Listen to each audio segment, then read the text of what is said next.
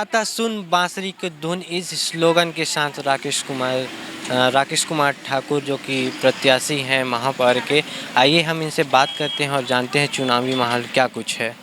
जी राकेश जी, सबसे पहले हम आपके बारे में जानना चाहेंगे। देखिए, मैं एमकॉम एलएलबी अधिवक्ता हूँ और डू प्रैक्टिस इन टैक्सेशन। पिछले 30 साल से मैं आयकर अधिवक्ता हूँ और वित्तीय प्रबंधन का मुझे एक अच्छा अनुभव हुआ है। नगर निगम में जहाँ वित्तीय हालत और मिसमैनेजमेंट होता है उसको मैं संभाल सकता हूँ। मैं एक मैनेजमेंट एक व्यवसायिक रूप से लेकर के व्यवस्था दे करके उसको सुधारा जा सकता है और विभिन्न जो संस्थाएं हैं उनसे जुड़ा हुआ हूँ मैं।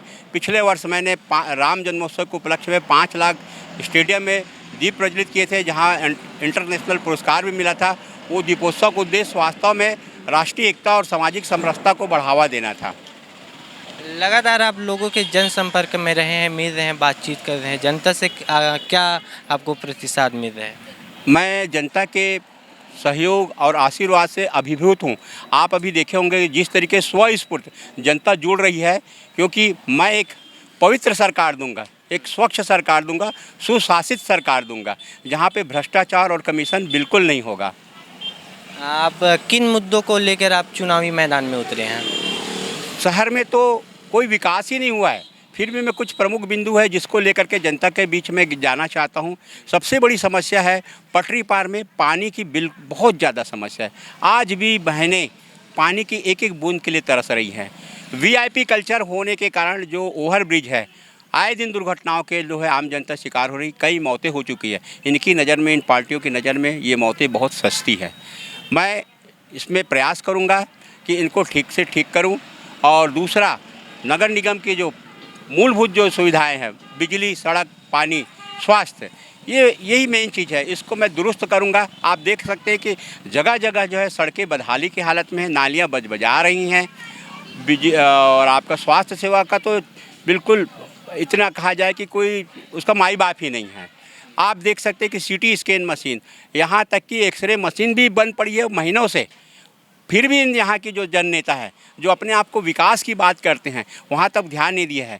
ऐसी स्थिति में मरीज जाए तो जाए कहाँ, मेरा एक जवाब है। दूसरा, इन्होंने डॉक्टर साहब ने एक वादा किया था कि बीएनसी मिल लेवल के मैं यहाँ पर उद्योग लगाऊंगा। दूसरा, राहुल गांधी भी आके बोले थे कि बीएनसी मिल को शुरू किया।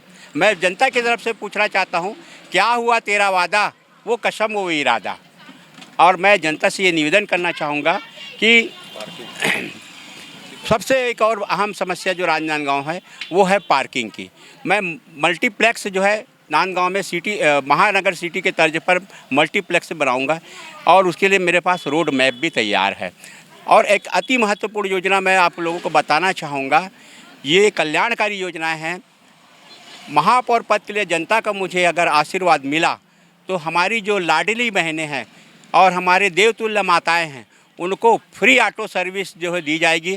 उनका खर्चा नगर निगम वहन करेगी। वो सिर्फ एक आधार कार्ड लेकर के बैठेंगे और निगम क्षेत्र में कहीं भी आ जा सकते हैं। जी, सीधा मुकाबला आपका भाजपा प्रत्याशी मधुसूदन यादव जो कि दिग्गज नेता हैं और साथ ही कांग्रेस के प्रत्याशी युवा नेता निखिल त्रिवेदी जी के साथ है आपका मुकाबला। तो इस विषय में आप क्या कहना चाहेंगे? देखिए, दोनों प्रत्याशियों के बारे में टिप्पणी नहीं करना चाहता है। जनता को उनके बारे में मालूम है, उसको बताने की आवश्यकता नहीं है। मैं एक नया चेहरा हूँ, एक बदलाव होगा राजनांदगांव की, चाहे जनता जानती है, और एक नया चेहरा आएगा। रह गया सवाल मुकाबले का, तो निश्चित तौर पे मैं इन लोगों से जिस तरीके से जनता का समर्थन मिल रहा है, मैं आगे निकल जाऊंगा। जी, जनता को आप क्या सौगात देना चाहेंगे? जनता को सबसे बड़ी सौगात जो है, मैंने अभी बात कही, जो मूलभूत सुविधाएं हैं, सड़क, बिजली, पानी, जो निगम क्षेत्र के अंतर्गत में आता है, वो जो है दुरुस्त करूंगा। मैं वादा करता हूं, मैं अपने कृष्ण जो बांसुरी है, उस बांसुरी सिर्फ एक चिन्ह मात्र नहीं है, वास्तव में मेरा दायित्व है, उत्तरदायित्व है। उस बांसुरी के माध्यम से मैं ये कहना चाहता हूं कि जो मूलभूत सुविधाएं हैं उसको मैं दुरुस्त करूंगा। ये सरकारें आती है जाती रहती है, पिछले 20 साल हो गया, बार बार एक ही बात कहती है, हम आएंगे तो ये कर देंगे, हम आएंगे तो वो कर देंगे। आखिर क्या कर रहे हो भैया? 20 साल हो गया, आज भी वही हाल है। नालियाँ बजा रही है, रोड जो है जिसको हम अपनी भाषा में कापा बोलते हैं, अभी 14 करोड़ 24 करोड़ पैसा आया, कहाँ गया वो पैसा? सिर्फ जो है छोटा सा जो है हल्का फुल्का दिखाने के लिए, जनता को बरगलाने के लिए बहुत हो गया। नांदगांव की जनता संस्कारधानी जनता है, देवतुल्य जनता है, वो पटकनी देना जानती है अच्छी तरह से। और मुझे मेरी राजनांदगांव की जनता पर पूर्ण भरोसा है। राजनांदगांव मेरी माँ है और मैं उसका बेटा हूँ। मैं अपनी माँ की सेवा करूँगा। जी, कांग्रेस और भाजपा ने घोषणा पत्र जारी किया है जिसमें 20 बड़े मुद्दे पर वादे किए हैं। इस विषय में आप क्या कहना चाहेंगे? कौन सा वादा, कौन सा घोषणा बताइए ना। एक घोषणा भी किए होंगे।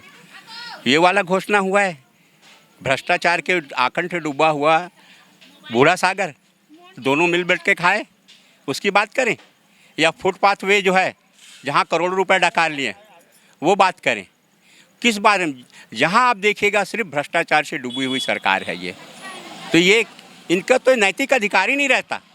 दूसरी बात, एक महत्वपूर्ण बात कहना चाहता हूँ, ये जिस तरीके से आज महाकुंभ में योगी जी और मोदी जी अपनी जान लगा दिए हैं, यहाँ हमको दीपोत्सव के लिए अनुमति नहीं देते हैं। ये वही यहाँ के लोग हैं जहाँ ऊपर जो है भाजपा जो है अपने जिस तरीके से एक महाकुंभ को, हमारे ऐतिहासिक महाकुंभ को सफल बना रही, वहाँ यहाँ के नेता जानबूझकर रोका जाता है। मैं तो यहाँ तक के कहना चाहूँगा कि जो कुम्हार भाई हैं, जो मिट्टी के दिए जलाए हैं, और जो नारी शक्ति है, जो 5 लाख बाती बनाए हैं, इसको आपने अनुमति नहीं दे करके आप जो है कहीं ना कहीं पे वोकल फॉर लोकल वाली जो प्रधानमंत्री की योजना है उसने जानबूझकर आपने हतोत्साहित किया है और जनता इसका जवाब देगी। चुनाव को लेके आपने भी कुछ वादे किए हैं, इस विषय में आप क्या कहेंगे? देखिए, मेरा वादा नहीं है, मेरा वचन पत्र है। मैं उन्हीं बातों को लिखा है जो मैं पूरा कर सकता हूँ। हवाई वाली बात नहीं है कि ये बना देंगे वो बना देंगे। जो कर सकते हैं, मूलभूत सुविधाएं हैं, उनको हम देंगे। आपको मैंने बताया कि बहनों के लिए जो है ऑटो फ्री वाली रहेगी, मल्टीप्लेक्स की सुविधा रहेगी, और साथ ही हर वार्ड में हमारे वॉलंटियर रहेंगे जो आपका राशन कार्ड और जो भी ज़रूरी चीज़ है वो आपको घर पहुंच सेवा देगी। हमारी सरकार वास्तव में घर हर नागरिक के द्वार पहुंचेगी और उसकी सारी समस्या हल करेगी। राजनांदगांव की जनता आपको दिए वाले बाबा के नाम से जानती है, इसके पीछे टैग क्या है? देखिए, मैं शनिदेव धाम मंदिर जो है रानी सागर पे स्थित है, उसका संस्थापक हूँ। वहाँ से हमने दीप प्रज्वलन का काम शुरू किया, सेवा किया, और वो धीरे धीरे बढ़ते हुए सारे सामाजिक संस्थाएं, सारे समाज जहाँ उनका वार्षिक उत्सव होता है या देवी देवताओं का किसी प्रकार के कार्यक्रम होता है, वहाँ हम स्वस्फूर्त होकर के दिया जलाते हैं। दिया मतलब लोगों के जीवन में प्रकाश देना है। राम जन्मोत्सव के उपलक्ष्य में मैंने 5 लाख दिया जो है अपने सारे साथियों के माध्यम से जलाया था। उसी दिन से मुझे जनता ने प्यार से दिया वाले बाबा बोलना शुरू कर दिया है और मैं उनके इस प्यार से अभिभूत हूँ और मैं उनको धन्यवाद देना चाहता हूँ कि मुझे एक नया नाम दिया है। मेरा काम सिर्फ प्रकाश फैलाना है, तमस अंधकार को मिटाना है। अंधकार चाहे वो भ्रष्टाचार का हो, कमीशन का हो या शराबखोरी। आज शहर में देखिए किस तरीके से एक स्थानीय प्रमुख नेता के संरक्षण में आज यहाँ की जनता जानती है, गली गली में जो है शराब बेची जा रही है। बहनें कहाँ जाएं? उनका पैसा, उनकी जमा पूंजी भाई लोग जो है शराब लेकर के उड़ा रहे हैं। ये बात करते सुशासन की, ये बात करते विकास की। कहाँ का विकास, कहाँ का सुशासन? कांग्रेस और बीजेपी की इतनी बड़ी पार्टी है, इतनी समर्थन करने वाले हैं, तो इसका सामना आप कैसे करेंगे? देखिए, इसका जीता जागता उदाहरण महाभारत है। कौरव 100 थे, उनकी सेना भी थी, पांडव 5 ही थे। मेरे साथ जनता जुड़ी हुई है। मुझे उन कार्यकर्ताओं के बारे में बल्कि एक प्रकार से नमन करता हूँ जो बेचारे आज 30 साल 32 साल से दरी उठा रहे हैं, लेकिन उनको मौका नहीं दिया जा रहा है। एक ही व्यक्ति है जो पिछले 20 साल से हर पद के लिए उसे चुना जाता है। मैं कहना चाहता हूँ, ये रिश्ता क्या कहलाता है? या तो आने वाले 20 साल के लिए उनको भी पट्टा दे दीजिए, बाकी जो है परिवारवाद की बात करते हैं। ये क्या, ये परिवारवाद नहीं है? परिवारवाद के खिलाफ बात करते हैं। ये सोचने वाली बात है। क्या एक ही व्यक्ति को संपूर्ण चीज़ दिया जाएगा? वही पार्षद, वही निगम अध्यक्ष, वही महापौर, वही सांसद। उसके बाद डोंगरगांव गए, मुँह की खा के आए, फिर से आप यहाँ पर के आके उनको खड़े कर दिया गया। तो बाकी हमारे जो कार्यकर्ता भाजपा के करे तो करे क्या बेचारे?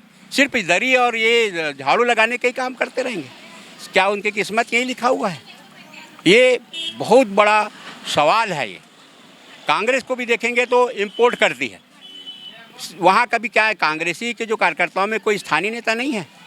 हमेशा जो आयात करती है उन कार्यकर्ताओं को भी, भाजपा के कार्यकर्ताओं को भी मैं अपील करूंगा, इस बार अपनी आत्मा की सुने, अपनी मन की आवाज़ सुने, अपनी आत्मा की आवाज़ सुने और इस पर जो बांसुरी उस पर बटन दबाए।